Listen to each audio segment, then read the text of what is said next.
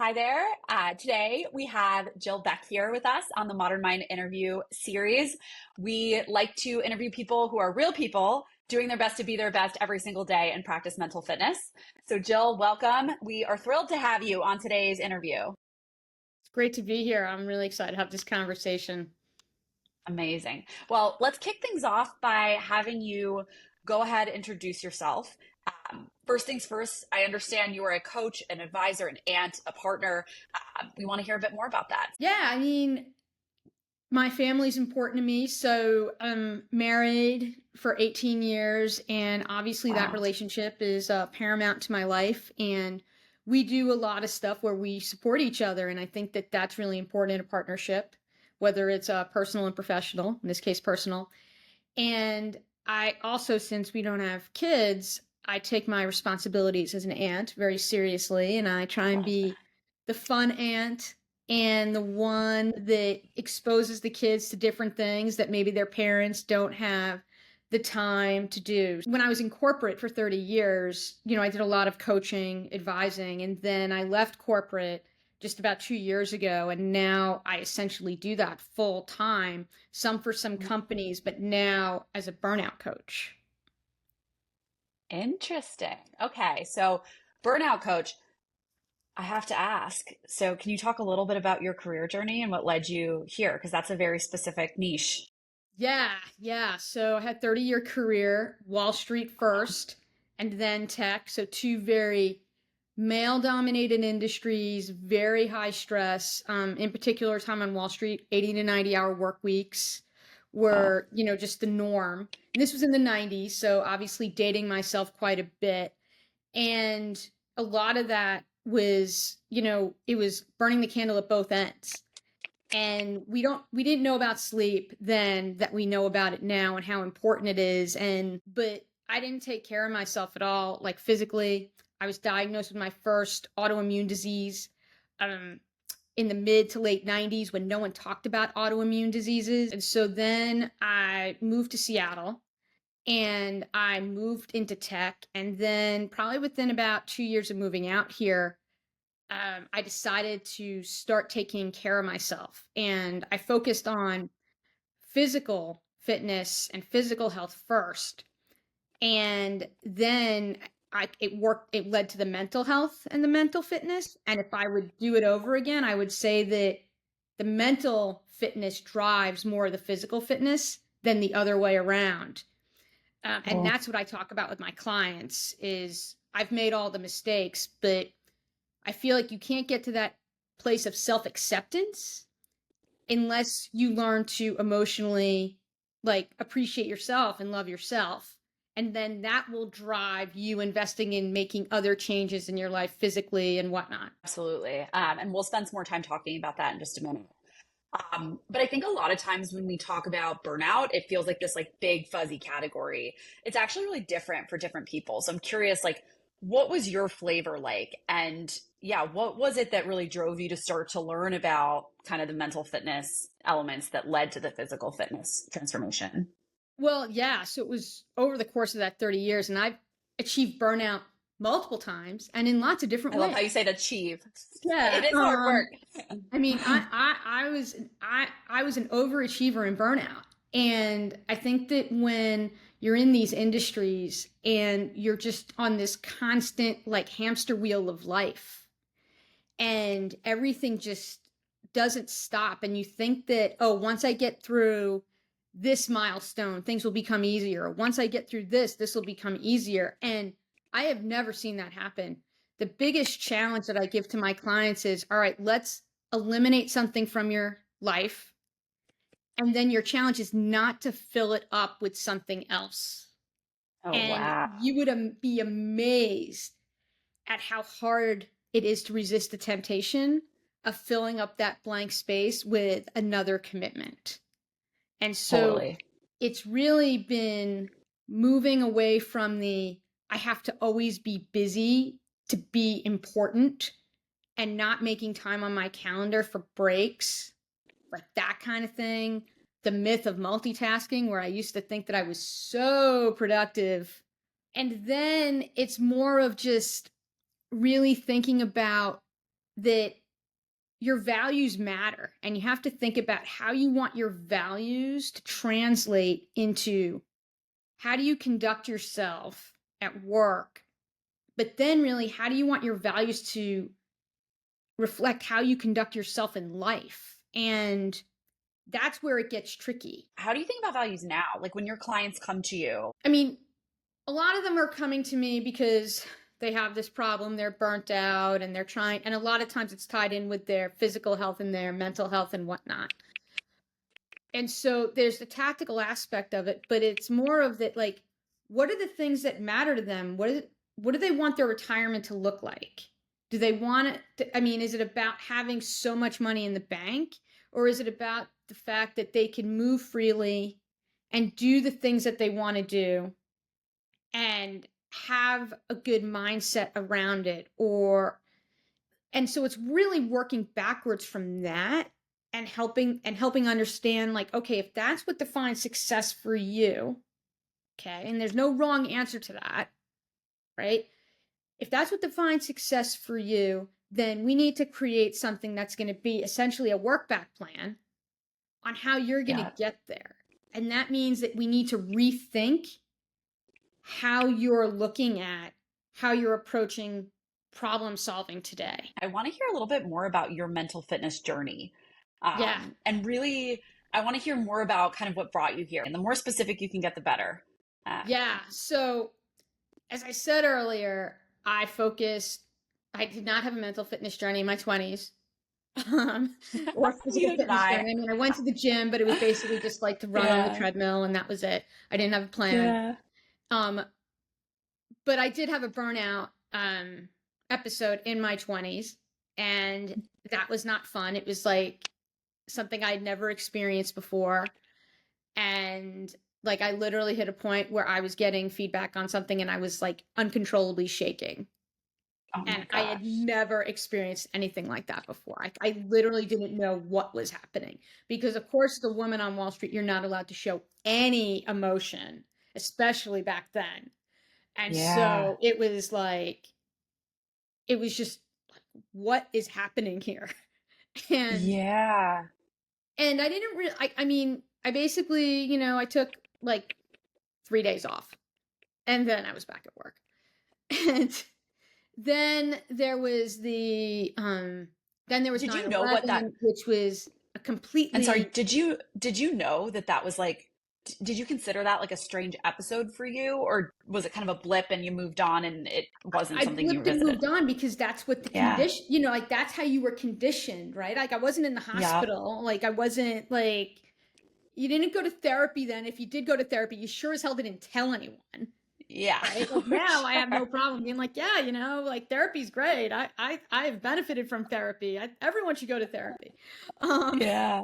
but, but you did not talk about that. Really, I would say people did No, not get comfortable talking about therapy until like the past like 5, 6 years, like to be honest, totally. in my school and like the people I hung out with. But truly, you just went on. And then 9/11 happened, and I was there and I saw the second plane hit Oh from my wow. office building. And obviously, that's a different type of trauma that caused burnout because what happened was that the office was closed for a few days because, like, and then we had to get the bank back up and running. And so we were all like watching the news 24/7 and like losing our minds. So we were all like, yay, let's go back to work. Cool. And and work was like our therapy, but that's a really bad form of therapy, right? Because it was just Totally. a lot of like codependency and everything else. And then, we were around ground zero, we were inhaling all the stuff, we saw them digging up stuff every day. Like, these are really not great things for your mental health. And then they offered like group therapy for everybody to go in. So you're like, okay, I'll go because it checks a Yeah. box, right?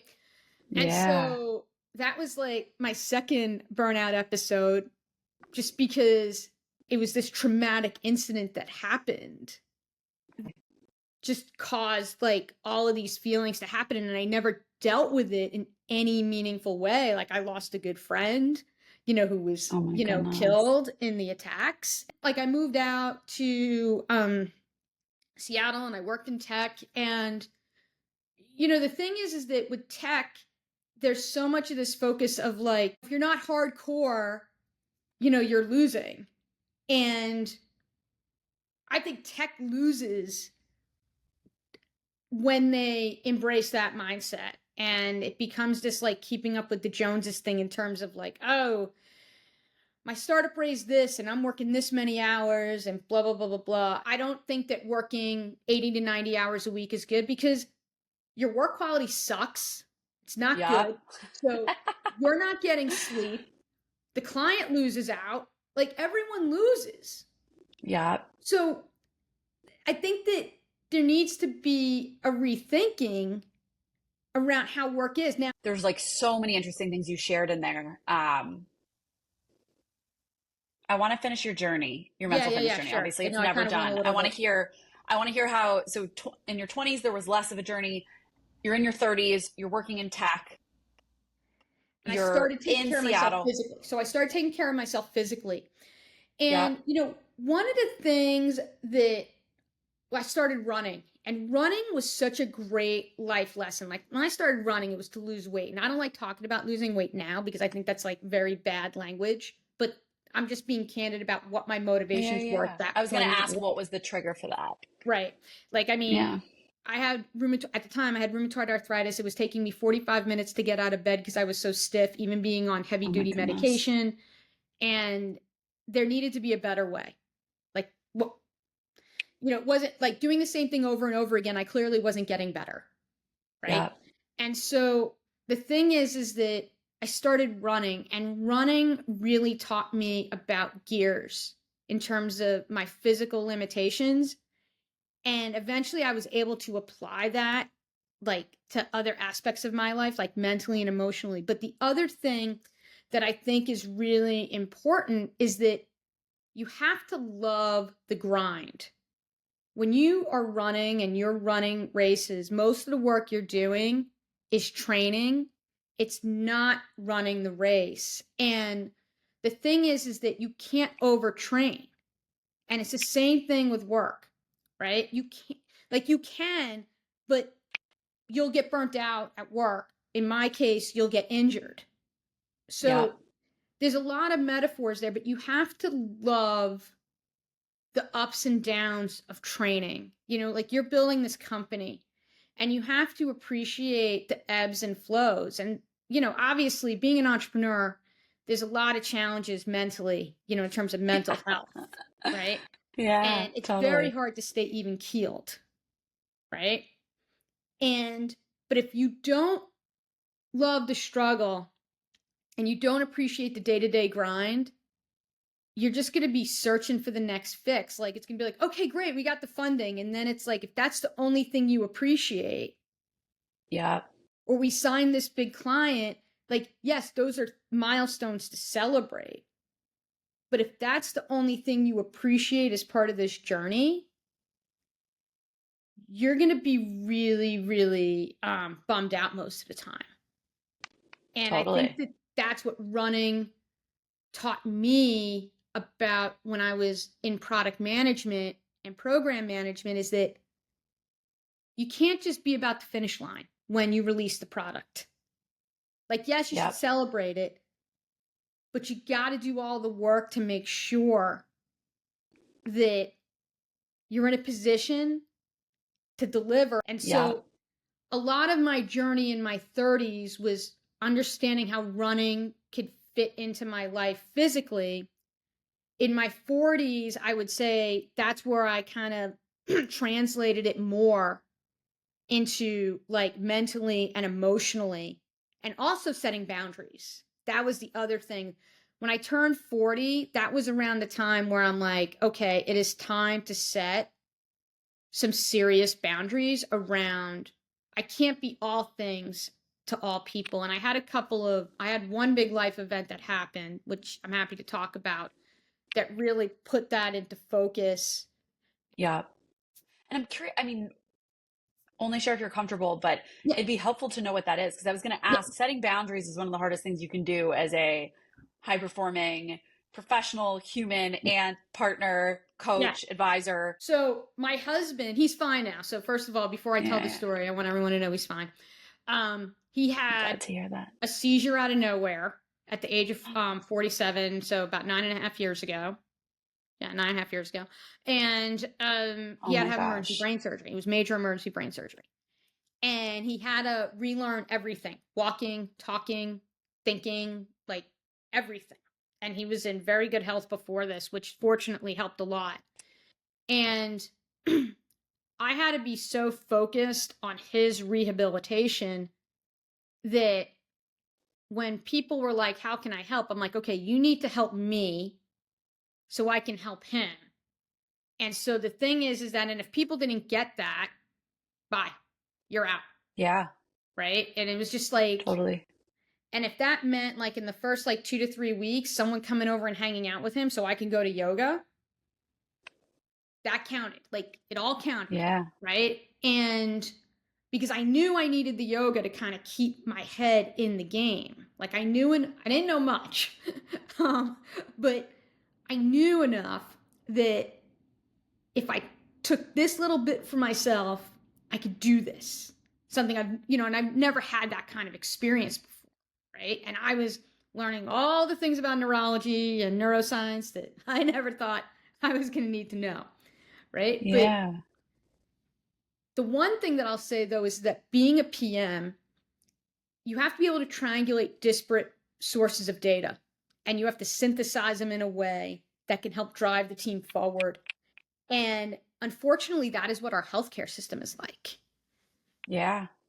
And so my job, ironically, prepared me for the most important role that I had to play in my life, which was helping my husband get back to full health by being able to just like take all these different things and being like, oh, wait, that is not going to work for him. Yeah. And so that was one experience where that was like ruthless prioritization there.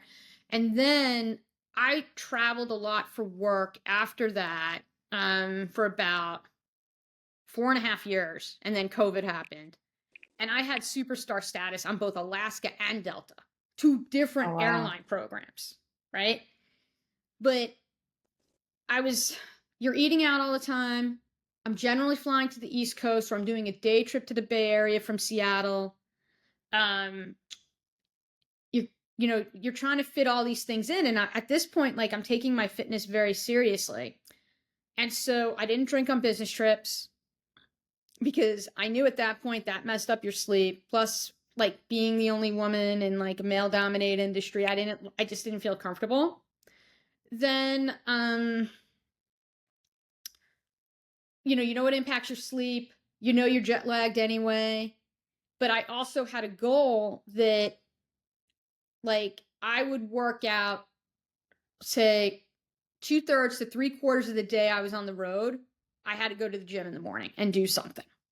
Yeah. And I had workouts like programmed, so I didn't have to think, because there's nothing like waking up in New York and it's the equivalent of 2:30 in the morning for you to go work out, and you feel like you got Yeah. feel like you got hit over the head with a baseball bat, right? Yeah. But Yeah. those were the boundaries that I set in terms of taking care of myself, because there were so many other times where like I'm eating and I didn't have a lot of control over what I was eating. So I would like try and pick up snacks at like supermarket, because I'd try and stay at the same hotels, like little tips like that to make it really like, okay, look, they're ordering pizza. I don't want shitty pizza from Domino's. Yeah. Like it's not even like good pizza. It's like, crappy pizza. Right. So not even worth Yeah, it. totally. Although I'm laughing, I do from time to time get Domino's, Right. potato, potato. Yeah. But the thing is that it's like, you're thinking No, like, for okay, sure. is this really worth it? Like, No, absolutely. And right. everybody's got their own, treat moment. Yeah. You're doing the calculations. And so it's really around like putting those boundaries in place, and like everyone's like, you sure you don't want to drink? You sure you don't want this? You sure you don't want that? There's like the constant pressure of like, Jill, we know you like wine and blah blah blah blah blah and whatever. And I'm like, yeah, I got wine at home. I'm good. I don't need to go on a business trip and go let loose. Like, that's not my thing. I'm here to like be really productive so I could get home as quickly as possible to the environment where I am happy. Yeah. Right? Yeah. And I'm curious, like a lot of what you mentioned had to do with physical health. So there's diet, there's exercise, obviously deeply, meaningfully impact your mental health. But I'm curious, like, we usually try to ask folks, like, what Right. are like 1 to 3 ways that you actively work on your mental fitness? And Yeah. as a reminder, at Mindy, we define mental fitness as the practice of these research-backed habits that help Yeah. build focus, resilience, and energy in your Yeah. mind. So what I do now, which I didn't do until I would say maybe it was like even COVID helped with this, is there's time blocking, but it's actually building in breaks so that you're not back to back, because there used to be this mindset I would have is like, oh, I'm back to back, like I'm super important, blah, blah, blah, right? Which is all garbage. And so one of the things I tell people is be really judicious about how you manage your calendar, whether it's your workouts, whether it's your personal commitments, whether it's allowing time blocks to eat or to like just take a time and reset your brain. So let's say you're talking about P&L in one meeting, and then you're talking about product direction in another meeting. I mean, you run this company, right? It might be good for you so that you could be your best for both conversations, to build in 10 minutes to be like, okay, let me take some notes from the P&L meeting. All right. Go to the loo, come back. All right, now make sure I have what I need for the product meeting in terms of the questions that I Oh, need answered. And then you're in a much better position to deliver on what you need to deliver and the value you need to add as the leader, right? So I always talk about how can you take a look at your calendar and proactively manage it, because I don't think a lot of people do that. What I also tell people to do once they have an understanding of their calendar, I tie it in with their goal setting. And so I'm a big fan of color coding your calendar. It makes me very nerdy. I fully own this. love it.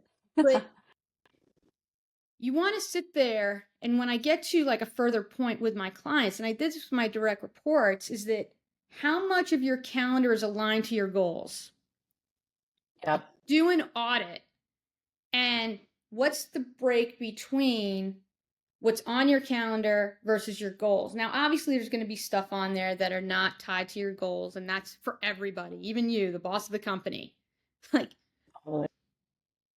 if you start tying how you're spending your time to your goals, and then you're like evaluating it every week, you start to see, like, oh, is this what I want to be doing? And you can almost gamify it in a way if you really wanted to, if that's how you respond to things. So that's one thing that I think is very tangible that I work with people to do. And obviously there's different phases of where you're at. So let's say you already are pretty good about your calendar, then it's like, all right, let's talk about your goals and how are you doing your goal setting. Another thing that is really underrated in terms of mental fitness is your wind down journey. And what Yep. is your wind down routine? So you can wake up, you could have woken up today and had all these plans, and you could have had the most batshit crazy day of unexpected things happen to you. And that happens.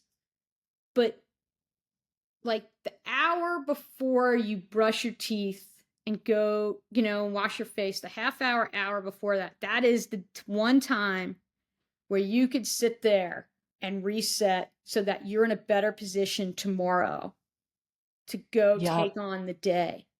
And I don't think enough people treat that time of day with the respect it deserves. If you're going to bed and your brain is still going like 70 miles an hour, it's going to take forever for your brain to fall asleep. Like your body is just not going to rest. It's not going to get the deep sleep, right? It's like hitting the brakes really hard. Like, so a lot of what I tell people is like, again, let's work back from the time you want to go to bed. right? So there's your like hygiene activities, we'll call it.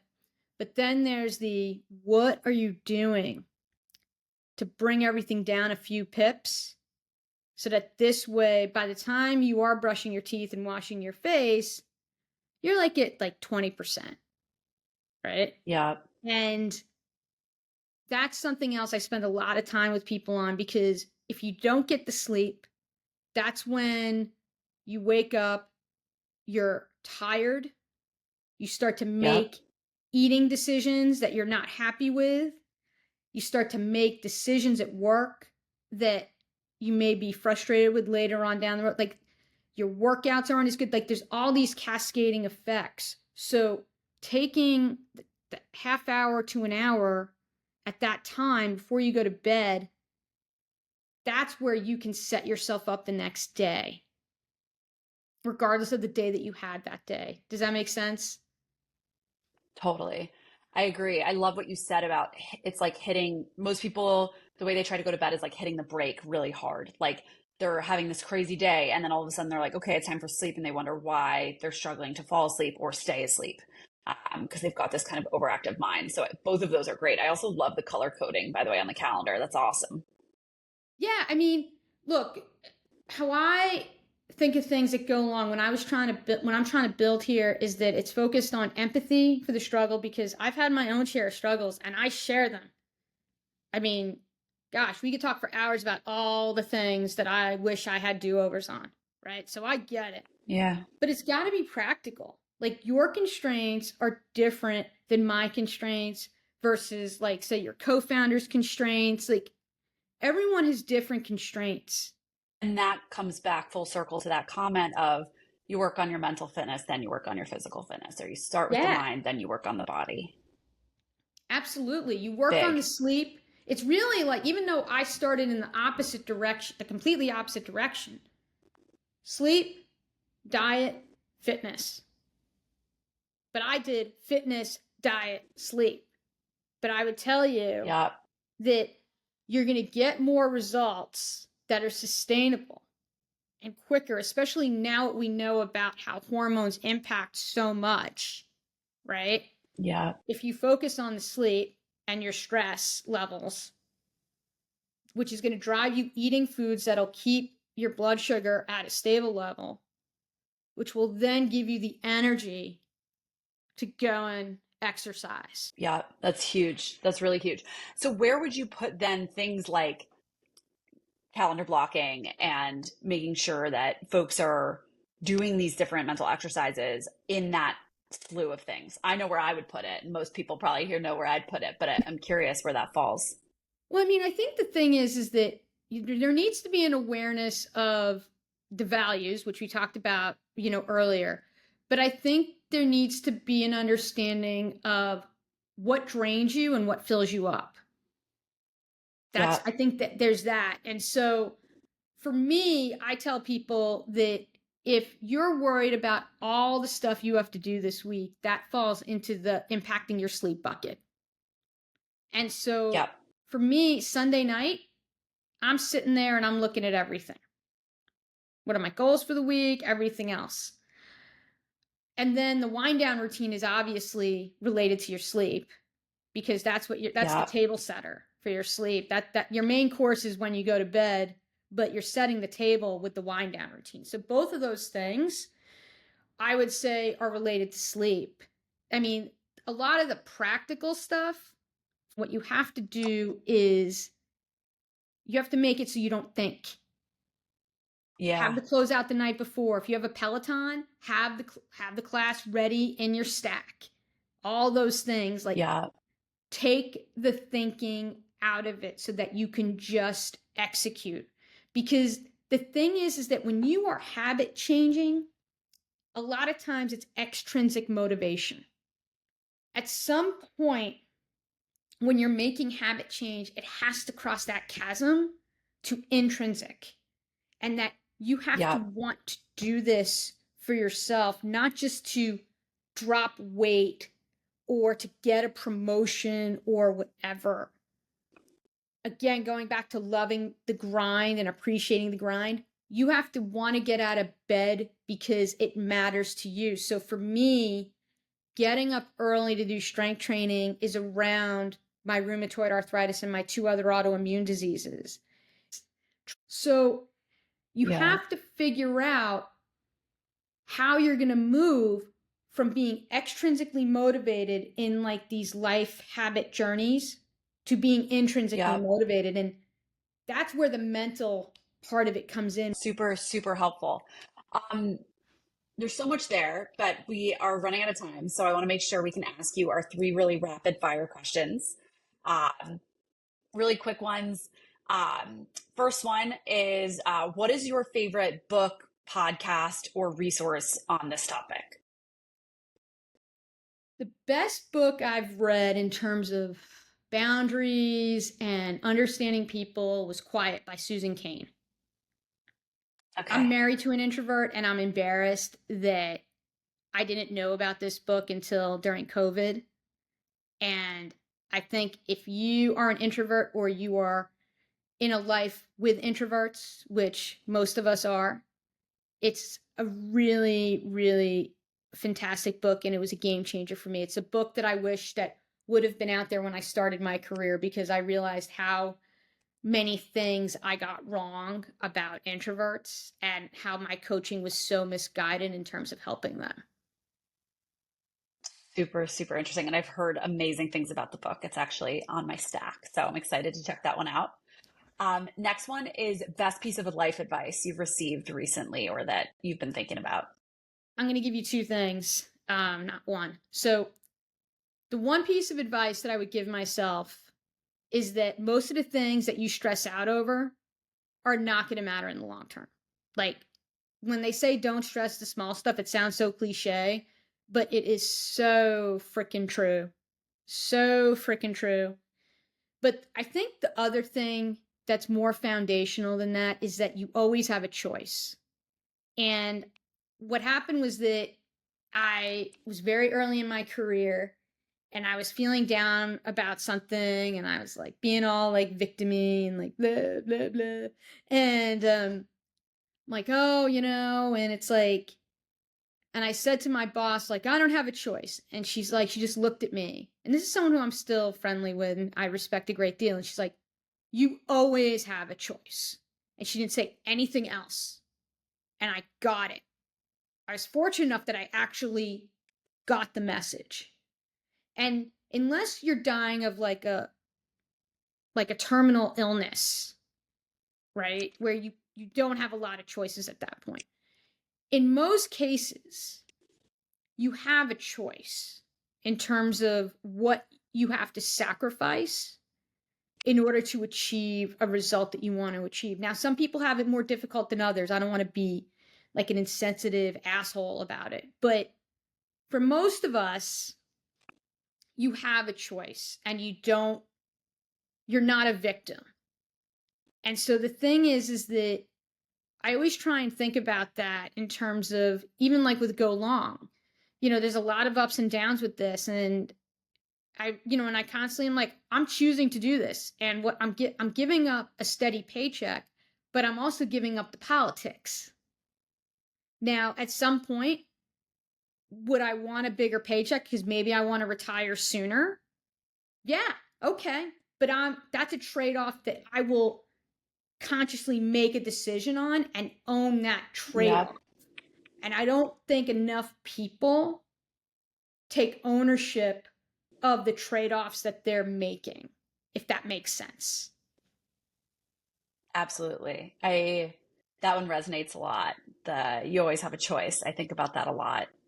And you're right. There are circumstances where you don't, but very often you do. And so, the question I'd ask anyone listening is like, what's yours, like today in any one moment of your life? Cause they're always there. Life's one big trade-off. So, okay. One last one for you, is where can people find you? What's the best place for them to reach out if they want to learn more about Go Long or you or your story? So there's my website, golong.me. Then I am on Yep. Instagram for those of you who are more of the picture video mind people. And my handle is just Go Long, one word. And then I'm on LinkedIn. So you could find me under Jill Consor Beck. And I'm posting there regularly. I mean, I'm on Facebook too, but I don't spend a lot of time there. But those are the three best places to find me. If you happen to be on Substack, golong.substack.com. I have that there as well. Well, thank you so much, Jill. I'll put everything in the show notes. Thank you, everyone, for joining us for this Modern Mind interview. Jill, it's been an absolute pleasure. You made us laugh. You also made us feel a whole lot. So thank you for being so vulnerable and sharing more about your story. I will be color coding my calendar coming up. That's something I've never really come across before. So thank you so much for that and all your. And yes, it's been a pleasure. Thank you for having me. This has been great. Happy to be here. Awesome.